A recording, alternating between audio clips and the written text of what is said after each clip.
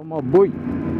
Aujourd'hui, petit test MT10, le petit MT10 de Valentinou. On va tester ça gentiment, hein. Ça fait un peu peur ça bécane là.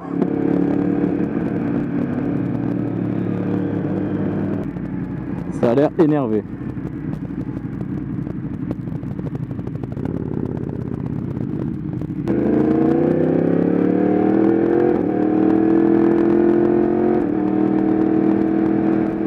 Qu'est-ce que ça gueule cette merde? Alors on est sur un MT10 de 2016 si je me trompe pas.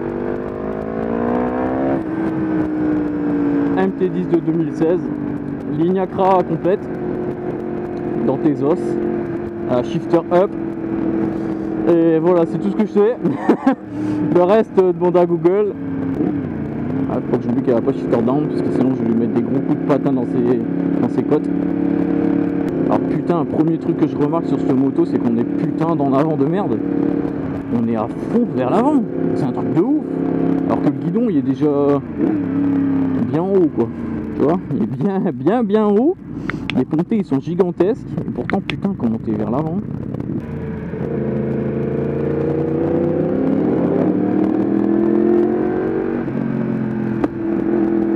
Putain les retours qu'elle fait, ça fait à peu près 160 chevaux ce truc là.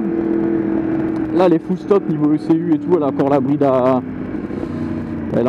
à 260. Bon, tu me diras une bride à 260 un problème quoi. Est-ce que c'est vraiment une bride, hein, on se demande.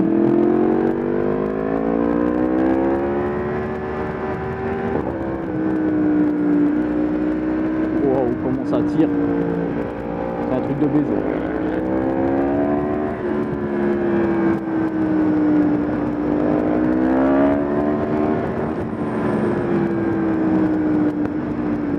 Ah ça lève hein. Ah putain t'as de la puissance mec.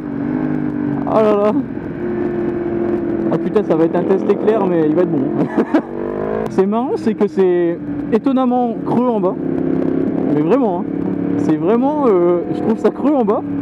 Mais par contre putain à partir de 6000 là, 6005, il se passe quelque chose quoi. Je dis pas qu'il se passe rien en dessous hein. Attention hein. Je dis juste que c'est... Tu sens qu'elle va chercher la puissance dans les tours en fait. En bas, t'as beaucoup moins. Ça a l'air d'être un petit délire quand même. Hein. Mais putain, ouais, arriver à 6-7 000 là.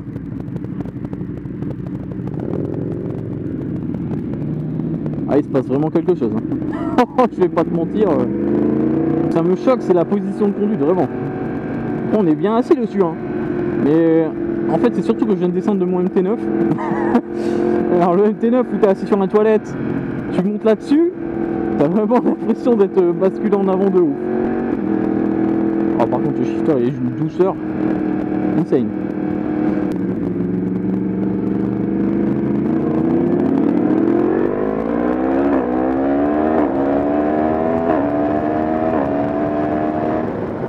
Wow shit. Oh mec.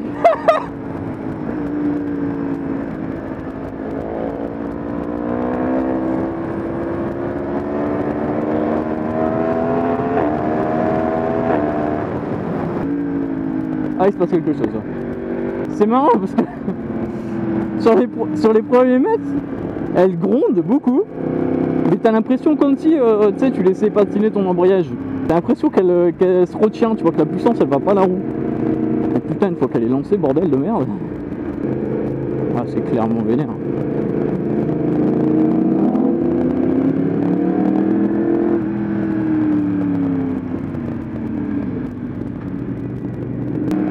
Il est présent hein. Il est présent à bord du véhicule, il n'y a pas de souci. Je suis à 40 en première, j'ai l'impression que je vais caler bordel. En fait c'est pas si on-off que ça. Franchement, je m'attendais à plus vénère. Comparé par exemple au 1290 qui est devant, tu vois. Et ben c'est plus progressif quand même. Tu sens que c'est pas moins puissant. Et t'as quand même moins cette impression de la moto elle fait ce qu'elle veut tu vois. Tu contrôles quand même le bordel hein. Après ça lève quand même hein, ça fait sa vie tu vois mais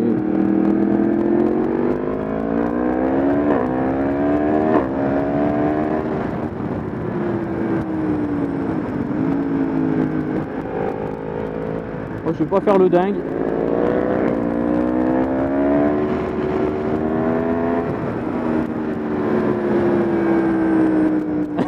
Je vais pas faire le dingue. La moto elle fait sa vie. Ça me fait rire. Délire.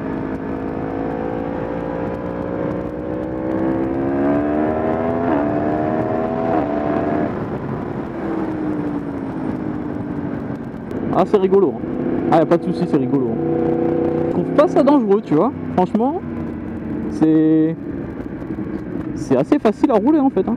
Je trouve la MT-09 plus dangereuse, je te jure. C'est beaucoup moins puissant une MT-09, tu vois. Mais le fait que t'aies pas ce moment de latence à bas régime, tu vois. C'est là, on va dire que t'as le temps de te préparer à ce qu'elle t'envoie tout dans la gueule, tu vois. T'as 2-3 secondes avant que vraiment elle te pète à la gueule. Alors que le 09, je trouve ça prévient beaucoup moins. Après, je regarde pas le tableau de bord, je sais qu'il y a du TCS. Est-ce que c'est aussi peut-être le TCS qui régule un peu mes ardeurs? Je ne sais pas. Après, je suis pas un pilote, hein, je suis pas un niveau dessus, donc je vous donne juste mon avis honnête et sincère sur la machine, quoi.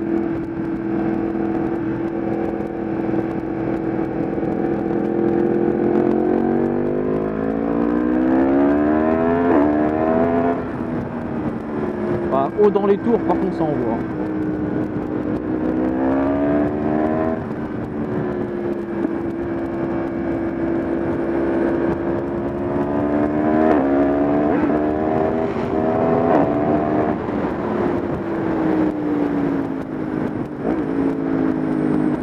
Ah, c'est rigolo.